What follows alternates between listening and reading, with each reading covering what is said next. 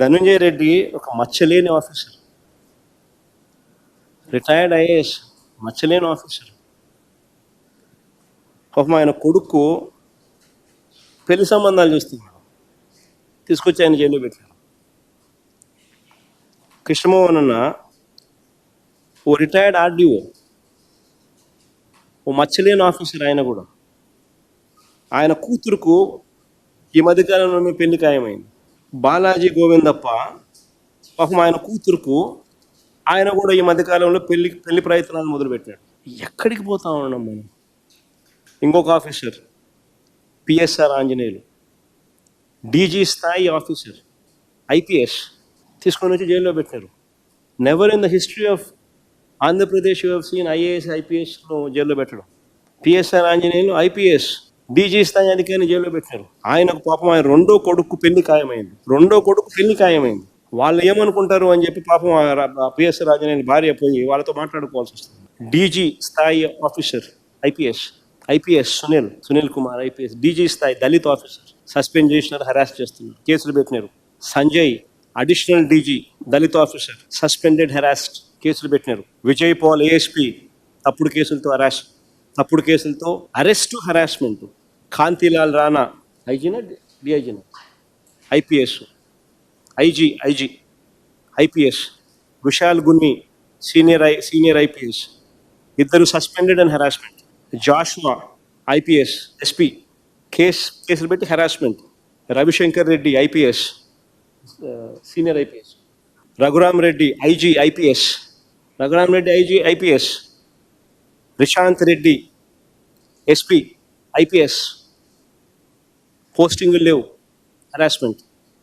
దాదాపు 200 మంది ఆ లిస్ట్ చూడండి. ఆ టేబుల్ కూడా మీ దగ్గర పెడుతున్నాం. అసెంబ్లీలో స్వయంగా వీళ్ళు రిప్లై ఇచ్చింది. 199 people, the list of police personnel kept under VR.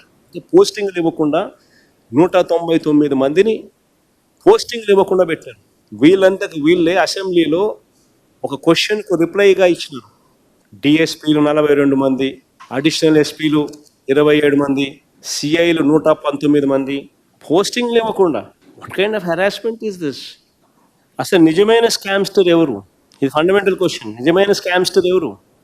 Chandrababu గారు కాదా అని అడుగుతా ఉన్నా. 2014 నుంచి 19 మధ్య చంద్రబాబు చేసిన లిక్కర్ స్కామ్ మీద చంద్రబాబు నాయుడు గారు బెయిల్ మీద లేడా అని అడుగుతా ఉన్నా. As of now liquor scam మీద 2014 to 19 చంద్రబాబు నాయుడు చేసిన లిక్కర్ స్కామ్ మీద చంద్రబాబు నాయుడు ఈ రోజు బెయిల్ మీద ఉన్నాడు కాదా? ఒక ఆఫీసర్ని అరెస్ట్ చేపిస్తారా? ఒక వ్యాఖ్యానం చేశారు సార్ ఆయన. అది నేను పేపర్లో చూశాను, నేను వినలేదు కానీ ఆయన ఎగ్జాక్ట్గా ఏమన్నారో తెలియదు. కానీ కాకపోతే ఉండవల్లి గారు లాయర్ కదా, అవునండి, వృత్తిరీత్యా లాయర్గా కొంతకాలం ప్రాక్టీస్ కూడా చేసినట్టు గుర్తు. అవునండి. సో ఆయనకి తెలుసు కదా చట్టం ముందు అందరూ సమానులే అని. కానిస్టేబుల్ అయినా, పై ఆఫీసర్ అయినా, రాజకీయ నాయకులైనా, జడ్జిలైనా, ఎవరైనా అందరూ ఒకటే, సమానమే చట్టం ముందు.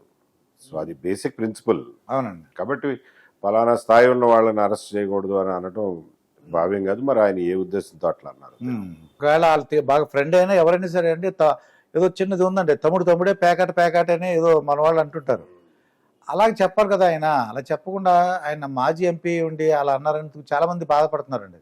ఉండవల్లి గారికి కొంచెం ఇలాంటి అభియోగాలు ఉన్నాయి ఆయన మీద మొదటి నుంచి కూడా. ఏంటంటే కొన్ని విషయాలని ఆయన ఎంచుకున్న విషయాల గురించి మాట్లాడతారు, దాని గురించి మళ్ళీ కన్సిస్టెన్సీ ఉండదు.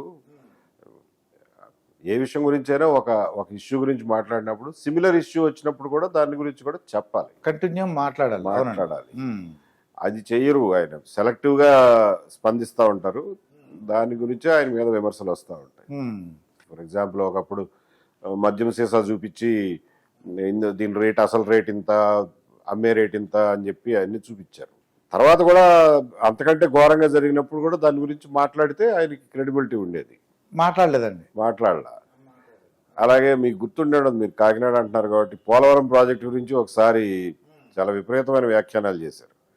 ఈ డ్యామ్ డిజైన్ బాగాలేదు, డ్యామ్ పగిలిపోతే రాజమండ్రి మునిగిపోద్ది అని చెప్పి ఒక భయం కల్పించేటటువంటి మాటలు మాట్లాడారు.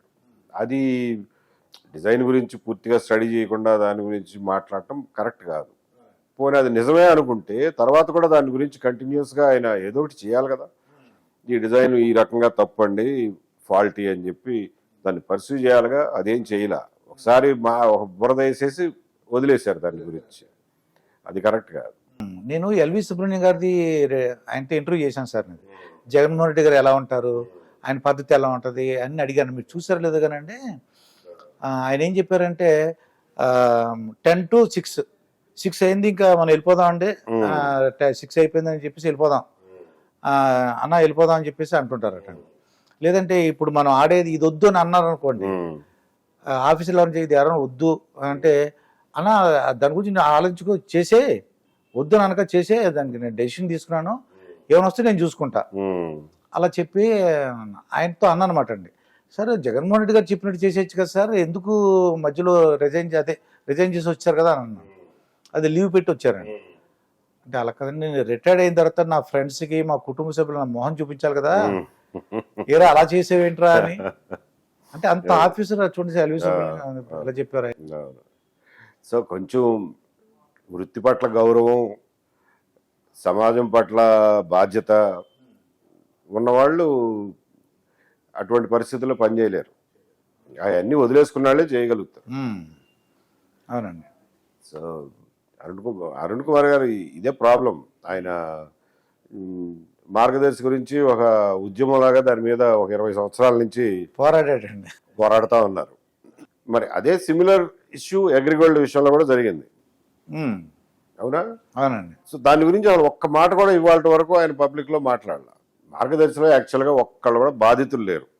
మా డబ్బులు రాలేదు అని చెప్పిన వాళ్ళు ఒక్కళ్ళు కూడా లేరు. అగ్రిగోల్డ్ అట్లా కాదు, కొన్ని వేల మంది రోడ్లెక్కి మా డబ్బులు మాకు కట్టండి అని చెప్పి ఉద్యమాలు చేశారు. అవునండి. చాలా సంవత్సరాల పాటు ఉద్యమాలు చేశారు. ఇవాళ కూడా వాళ్ళ కష్టాలు తీరలా, వాళ్ళ డబ్బులు వాళ్ళకి రాలా. దాని గురించి కూడా మాట్లాడాలి కదా ఆయన. అవునండి. మాట్లాడరు. అట్లా సెలెక్టివ్గా చేస్తూ ఉంటారు కాబట్టి ఆయన మాటలకి విశ్వసనీయత తగ్గుతూ ఉంటుంది. అని చూడడానికి ఎలా ఉందంటే అంటే కూటమి ప్రభుత్వం వ్యతిరేకంగా మాట్లాడినట్టే అనిపిస్తుందండి నాకు. సరే, ఒక ప్రభుత్వానికి వ్యతిరేకమా ఇంకొకటే కాదండి. మీరు రాజకీయాల్లో ఉన్నప్పుడు, మీరు పబ్లిక్ లైఫ్లో ఉన్నప్పుడు సిమిలర్ విషయాల మీద మీకు కన్సిస్టెన్సీ ఉండాలి. అదే అది లేనప్పుడు మా క్రెడిబిలిటీ పోతుంది. నేను పబ్లిక్ టాక్స్ ప్రజలందరూ అడుగుతుంటానండి, 30 సంవత్సరాలు ఉంటారని అన్నారండి. నిజంగా నేను కూడా ఆ ఇల్యూజన్ 30 సంవత్సరాలు ఉంటారని నేను అనుకోవటం, ఈ ఆఫీసర్లు కూడా అదే ఉద్దేశంతో తప్పులు చేశారనిపిస్తుందండి నాకు. కావచ్చు, వాళ్ళు కూడా అలా అనుకుని ఉండొచ్చు. ఎనీవే, ఈ 30 సంవత్సరాలున్నా 50 సంవత్సరాలున్నా మనం చేయాల్సిన పని మనం చేయాలి కదా. ఆఫీసర్లు చేయాల్సిన పని వాళ్ళు చేయాలి, వాళ్ళ విచక్షణ ఉపయోగించాలి, వాళ్ళకి చట్టపరంగా ఉన్నటువంటి అధికారాలని ఉపయోగించుకోవాలి. ఏది చేయకూడదో కూడా చట్టం చెప్తుంది కదా, అవి చేయకూడదు. ఆ జాగ్రత్తలు ఎవరైనా తీసుకోవాలిగా. చీఫ్ మినిస్టర్ ఎవరుంటే మీకెందుకు, మనం ఒళ్ళ దగ్గర పెట్టుకుని ఉండాలి కదా ముందు. ఎప్పుడన్నా మీ మొత్తం ఈ కెరీర్లో అంటే రూల్ డివైడ్ చేసి ఏదైనా వర్క్ చేయమని అన్నారు సార్ రాజకీయ నాయకులు ఎప్పుడన్నా? అడిగారండి, చాలా సార్లు అడిగారు, చాలా మంది అడిగారు. దాన్ని సున్నితంగా రిఫ్యూజ్ చేసేవాళ్ళు. వాళ్ళకి నొప్పి కలగకుండా వాళ్ళతో పరుషంగా దురుసుగా ప్రవర్తించాల్సిన అవసరం లేదు. అదే కొద్దిగా ఇబ్బంది అవుతుందనో ఇలా చెప్పే విధానం. ఇది వీలు పడదులేండి సార్, ఇంకేదన్నా ఉంటే చెప్పండి, ఇది వీలు పడదు, పలానా కారణాల వల్ల వీలు పడదు, నేను చేయను అది అని మొహమాటం లేకుండా చెప్పేవాళ్ళు. వాళ్ళు కూడా నొచ్చుకునేవాళ్ళు ఏం కాదు. వీడికి ఇంతేలే, వీడు ఎక్కడో మనకి దొరికాడు, వీడు ఉన్నంతకాలం ఇంతేలే అన్నట్టు ఉండేవాళ్ళు, సర్దుకునేవాళ్ళు వాళ్ళు కూడా. అంటే నేను ట్రాన్స్ఫర్ చేపిస్తాను చూడు, నిన్ను ఏం చేపిస్తాను బెదిరింపులు. రాజకీయ నాయకులు ఎప్పుడు బెదిరించరండి, నిజంగా చేసి చూపిస్తారు అంతే తప్ప నోటి మాటతో ఎవరు బెదిరించరు. ఓకే.